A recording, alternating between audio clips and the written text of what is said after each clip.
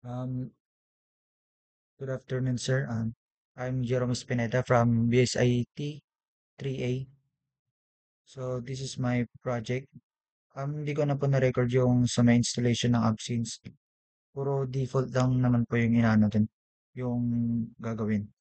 And may na-create na po akong app. So, i-tutor ko na lang po ko yung video ay kung paano ko po nagawa tong app ko.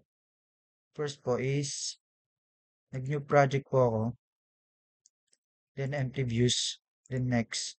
Then like as you said sir is ilalagay dito sa name is last name then yung name. Alisin na lang natin since may nagawa tayo. Then yung language na gagamitin is Kotlin. Then sa API since Android 14 naman yung akin, pinili ko po yung Android 13. Then try lang natin magano. Then finish.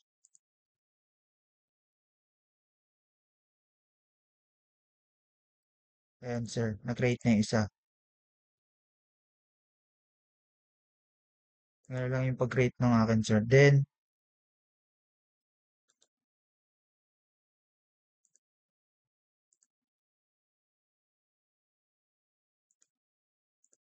after nun, pumunta naman ako dito sa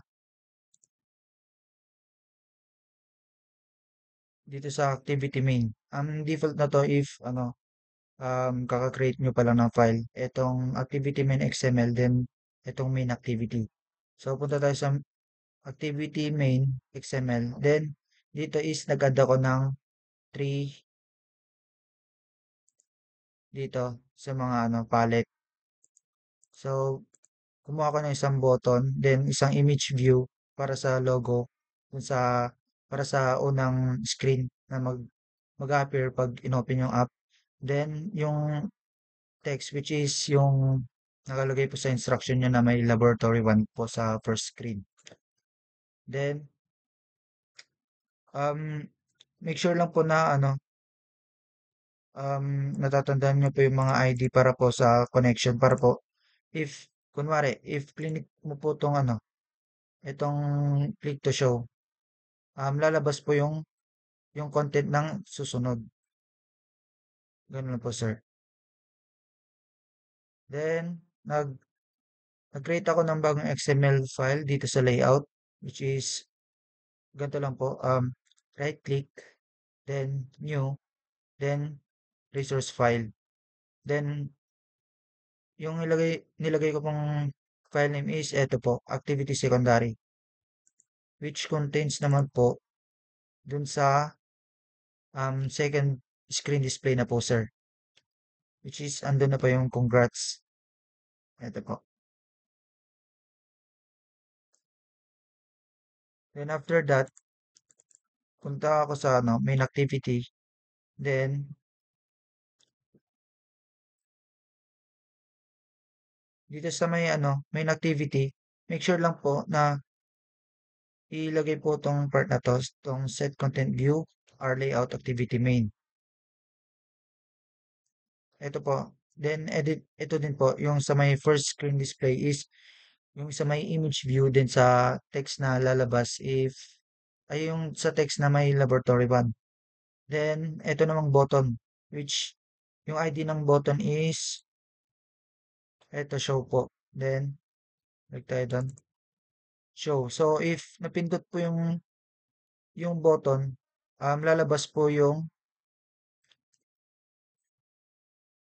ID ng button is show. Then, if napindot na po yung button, yung lalabas pong content is yung content ng secondary. Second activity. Yung content po nun, sir. Then, after nun, sir, tapos nag-add ulit ako ng isang KT dito sa may dito po sa com first app Pineda, then new, then Kotlin and or class file. Then dito po, pinili ko po tong data class, then secondary activity po. Ganun na po.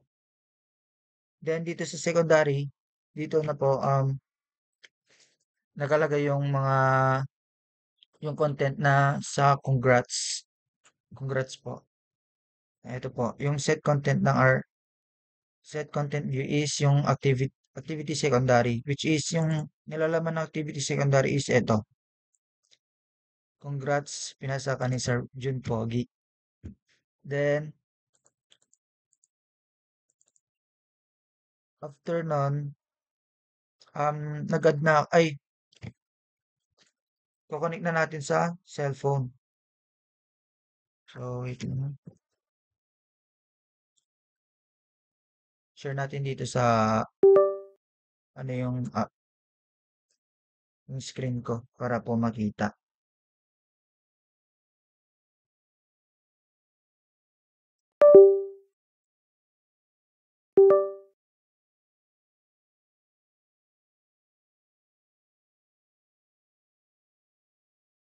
Ano na ba?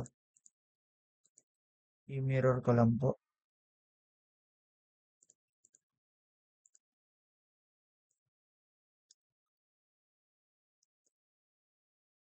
Ito po. So, make sure pala, first po, ang i-open nyo po is go to settings. Then, hanapin nyo po yung USB debugging. Then, ito po.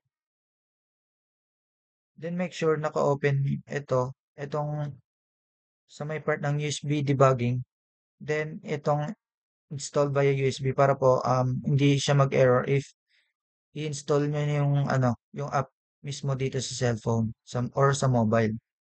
Then, after that, scroll up natin. Since naka-charging to, change natin into file transfer para po magamit natin yung app. Then, okay na po yan. And after nun, is nag-add ako ng logo. So, paano ako nag-add ng logo? Right-click lang po na itong main activity, then new, tapos image asset.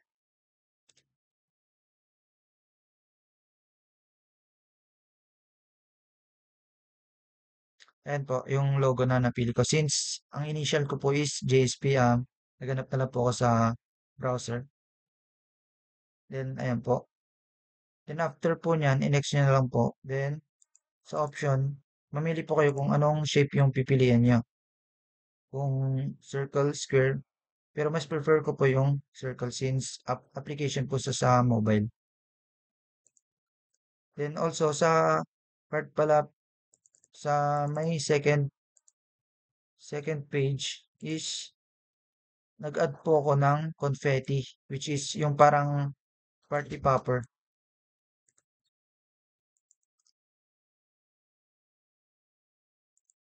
Dito sa secondary is nag-add ako ng confetti, which is if clinic ko po yung nasa activity main, yung button dito, which is itong click to show, mapupunta na ako directly dito sa may um, secondary screen display, which is eto, congrats. Naglagay po ako ng confetti. Eto. Yung confetti po is pinanood ko na lang din po sa YouTube. So, expect na lang po yung since nag-aaral pa lang po ng hindi pa po familiar dito sa Android Studio. Then, after po nun, nung na-add ko na po dito, ay ituturo ko po pala kung paano ko nilagay. Pumunta po ako dito sa Gradle Scripts, then build, build Gradle. Then dito po, nag-adopt po ako ng bagong dependencies which is eto, para po to sa confetti. Then para po maano yung confetti, punta po ulit sa drawable po, then right click new, tapos gawa po kayo ng bagong file. Then lagay nyo pong name is, make sure yung name is alam nyo para po makonect nyo sa application nyo para po ay hindi po mag-error. Sa akin, pinangalanan kong text border. Ito. Then after nyan, punta ako sa secondary, then inad ko na po to, itong code, itong confetti view. Then, after po nun, okay na siya. Then, ngayon, try na nating i-run. So, run natin. Rerun na natin. Open na natin yung cellphone. Dito sa build para po makita natin yung, yung progress. Click lang natin yan. Pero since nag-aantay pa lang tayo, pwede ko na pong ipakita yung output po since natapos ko na po kanina. I mean, kagabi. Nalit lang po kasi sir sa sa passing. Hindi po na since nahirapan po ako sa pag-connect ng device. Then, ito po, makikita nyo naman po sa screen ko, ito, itong second screen, which is yung screen ng aking cellphone. Ayan na po, meron na pong app. Then, open ko, and ayan po. Then, click to show. Then, ayun po. Ayan po, may parang karten po na konti since late po kasi. So, nilagyan ko na po ng confetti para po parang congratulation talaga. Hindi lang po natin magkanon itong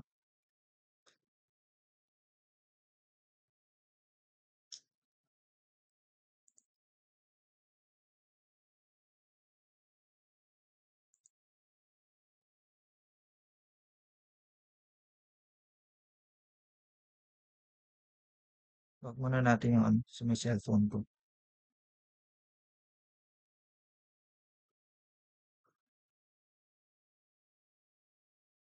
Ayan, finish na siya. So, ayan, nag-automatic na siya. Then, click to show. Then, ayan na po sir. So, malalaman mo pong successful po yung APK na nagawa nyo if nag-appear na po tong part na to sa build successful sa may build analyzer. And automatic na po mapupunta ay download na po ng cellphone nyo yung app. Then, hanapin nyo na lang po sa mga application nyo if nasan ba yung application. And, yun lang po. Thank you, sir.